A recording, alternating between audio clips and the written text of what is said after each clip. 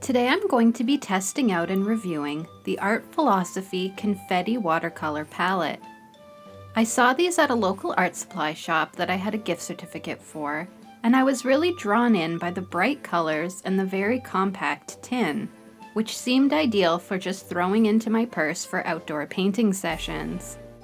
Initially I thought that I had never used this brand before, but it turns out that Art Philosophy is a company owned by Prima Marketing, and I do actually own one of their palettes, the Vintage Pastels palette, which I use fairly regularly.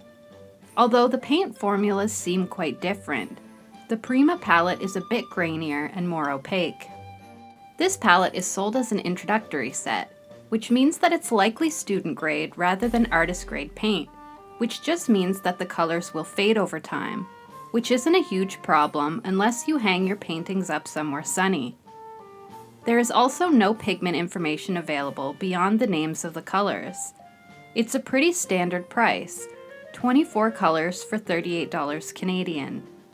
That's only a few dollars more than the Sakura Koi palette, which is the closest product that I can compare it to. There's really minimal packaging, just a little cardboard sleeve, so it's pretty eco-friendly.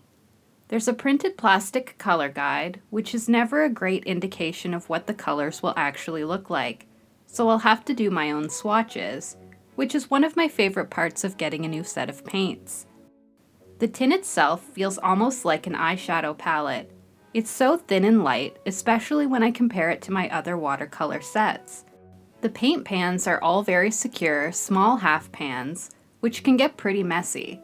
I'm used to working with my giant Kuretake pans, and I am a very sloppy painter. There's also a water brush included, which I don't tend to use even on the go, but they can be really useful in a pinch. I used it to test out the initial swatches for my swatch book, and it just doesn't feel great to paint with. Not like a traditional paintbrush anyway. And it did shed a couple hairs.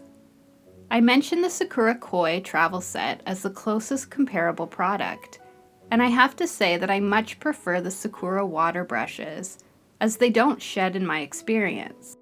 But like I said, that's not a huge deal, since I don't really intend to use the water brush anyway, and can always swap it out later. My first impression of this palette is pretty positive. The colors are vibrant but translucent, and the formula is pretty nice too. I'm looking forward to playing around with it some more to get a better idea of how it behaves in my own process.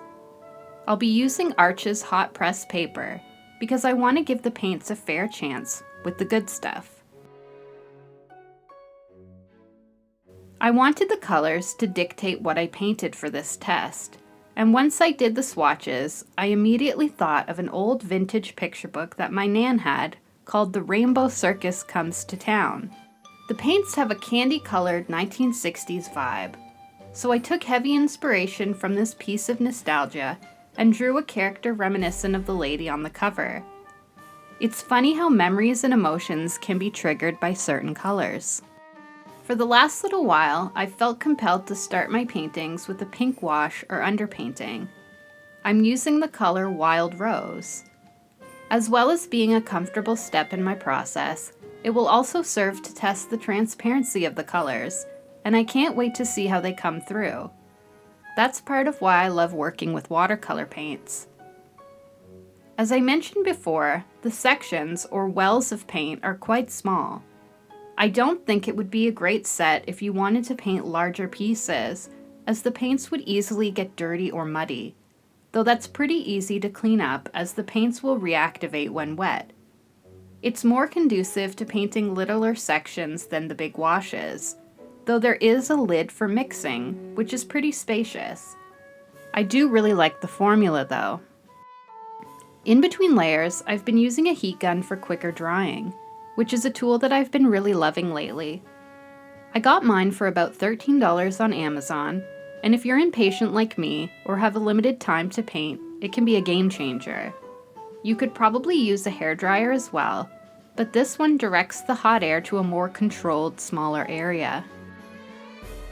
I think a key selling point of this set is the portability.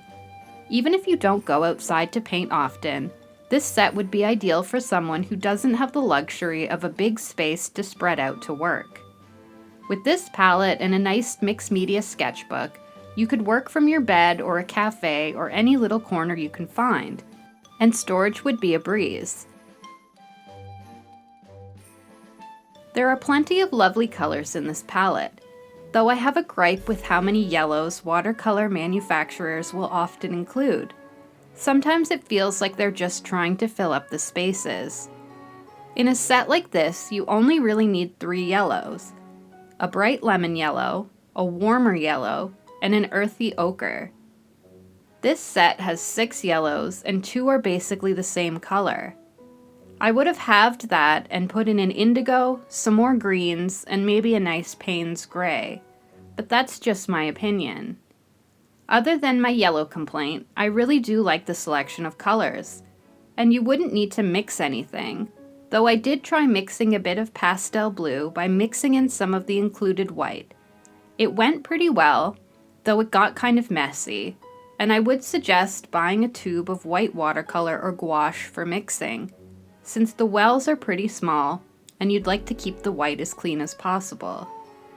There's enough space on the top lid, which is smooth metal, for mixing and even storing some paints, so you could always mix some colors in preparation and let them dry.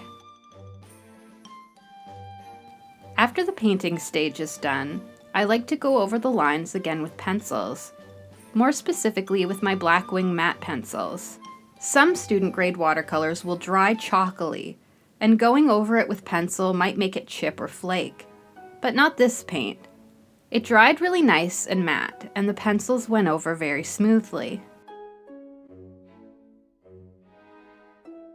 So what are my final thoughts about the Art Philosophy Confetti palette? Overall, I really liked it. The colors came through each other really nicely, and it had the vibrancy and transparency of a fancier, more expensive watercolor set. I love to paint outside, but my laziness can sometimes get in the way, especially when I have to prep my little work area.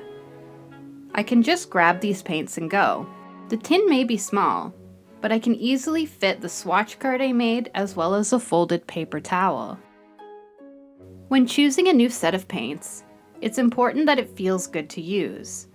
I've tried some that are just a nightmare to work with, like the Crayola watercolors.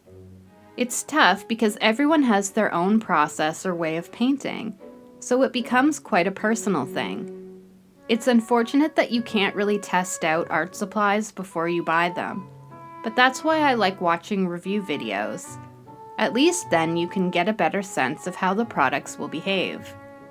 I think places like Michael's need testers for paints like Sephora has, but these paints do feel really nice to work with, and I think I'm going to keep them on my desk to use them to work in my sketchbook with.